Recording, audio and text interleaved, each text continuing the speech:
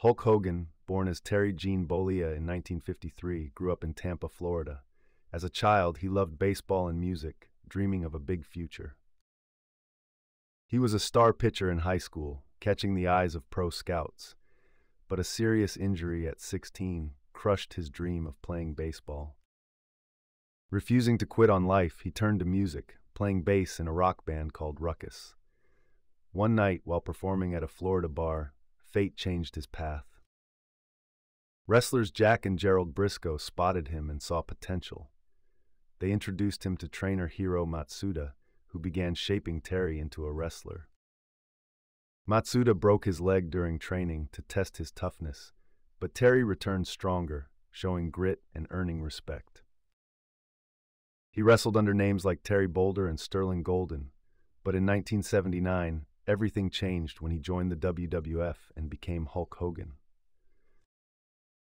In 1980, he defeated Andre the Giant in Japan, gaining massive attention. Soon after, he landed a role in Rocky III, playing Thunderlips. Wrestlers weren't allowed to do movies then, so WWF fired him. But he didn't stop. He returned in 1983 with more energy and vision. With Vince McMahon's new vision for wrestling, Hogan rose again. In 1984, he won the WWF title by beating the Iron Sheik. This win launched Hulkamania, a wave of fans inspired by his energy. His motto, train, say your prayers, eat your vitamins, became iconic. Kids adored him, crowds roared for him, and Hulkamania ruled the 80s. Hogan became a household name, carrying wrestling into mainstream culture.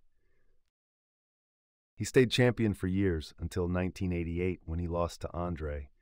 Still, his popularity grew, starring in shows and movies across America. But the 1990s brought trouble with a steroid scandal in WWF. Hogan admitted using steroids but denied pressure from Vince McMahon. Trying to distance himself, he joined WCW in 1994. There, he shocked fans by turning villain and forming the New World Order.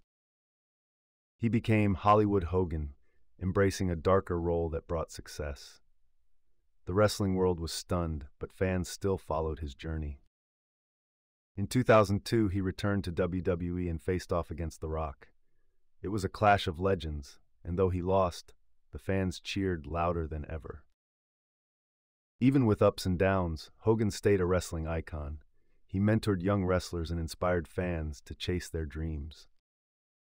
Outside the ring, he had a turbulent life with marriages and public drama.